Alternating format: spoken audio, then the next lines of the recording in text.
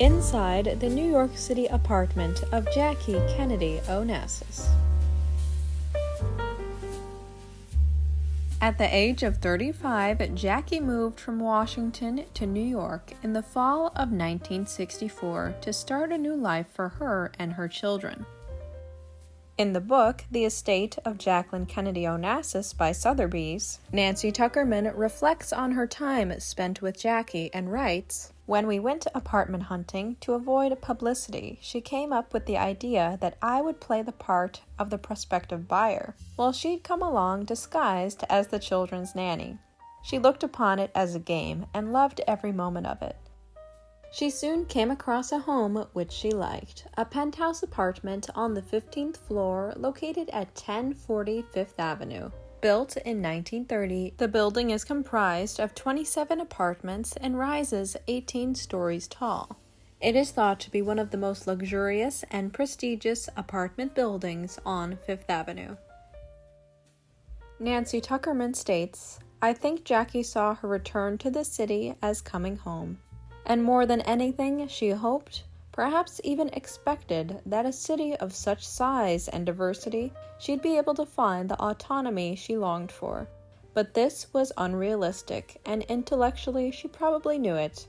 Jackie, by this time, was more than a household name. She was a public figure, and the press and the rest of the world were not about to let her forget it. But the thing about Jackie is that she never thought of herself as famous. She thought to be famous, a person had to accomplish something in her own right. That fame had nothing to do with being the wife of a president." When Jackie moved into her apartment, she furnished it with works of art and other possessions that she had brought with her from the White House. While Jackie had the practical eye of a collector, she did not consider herself one, and she acquired art that pleased her, rather than as an investment. Essentially, there was nothing grand or ostentatious about her apartment. It was inviting and comfortable, with a pleasing, lived-in feeling to it. She was not in the habit of changing or rearranging furniture. Once everything was in place, she kept it that way, replacing worn upholstery or slipcovers with identical materials. The day Jackie moved into her apartment, we spent the day unpacking, emptying cartons, putting books in bookcases, and around 8 o'clock in the evening, the doorbell rang and Jackie, in her blue jeans and looking quite disheveled, opened the door. There stood two distinguished-looking couples in full evening attire. When they recognized Jackie, they were taken aback. They said they were expected for dinner at Mrs. Whitehouse's. It turned out that the elevator man, unnerved by the mere thought of Jackie's presence in the building, was unable to associate the name White House with anyone or anything but her. Jackie's apartment was close to her sister's and featured beautiful views of Central Park.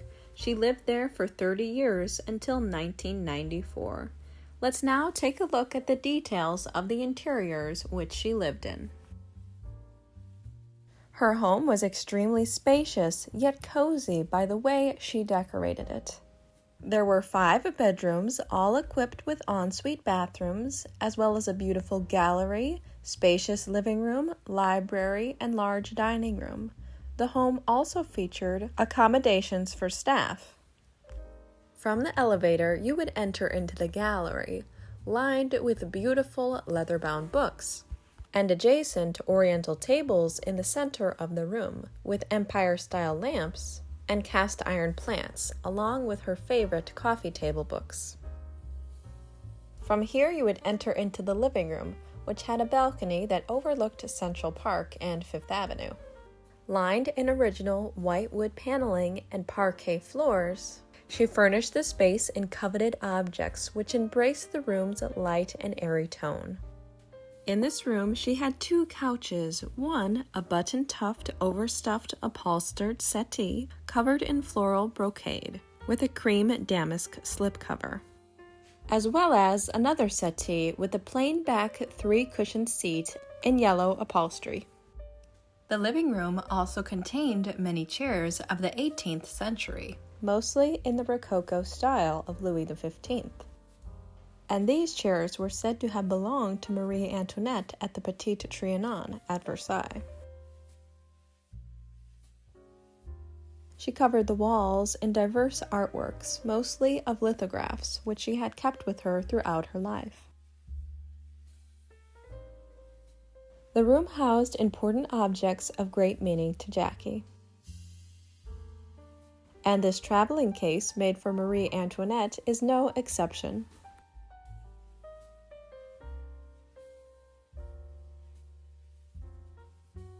Here are some photos of Jackie in this space in the 1980s. She loved to celebrate birthdays, holidays, and Christmas here.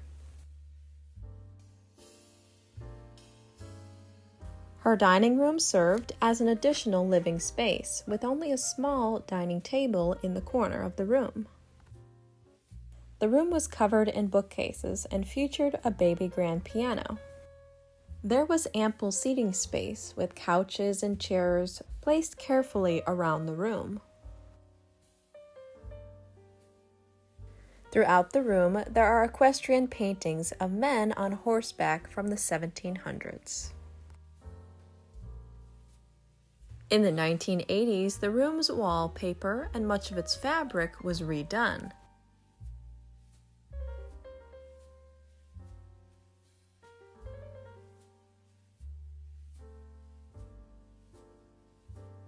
Originally, the walls were a salmon color, and there were bold patterns and prints throughout the room.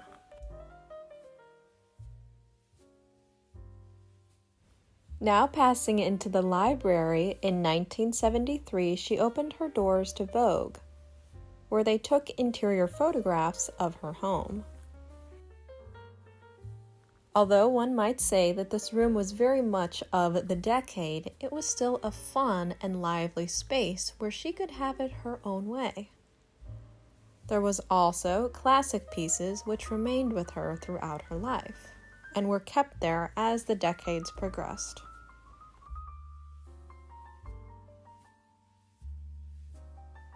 The lengthy hallway area was done in a bright yellow color, and fitted with beautiful antiques and artwork. From architectural watercolors to a Roman torso from the 2nd century AD.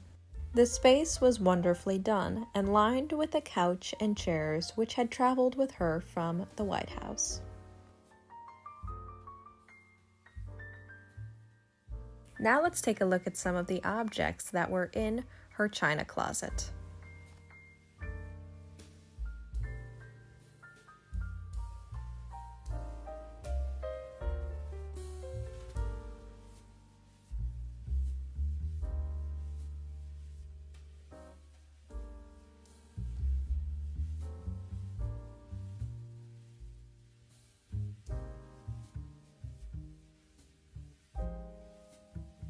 Pictured here is Caroline in her bedroom.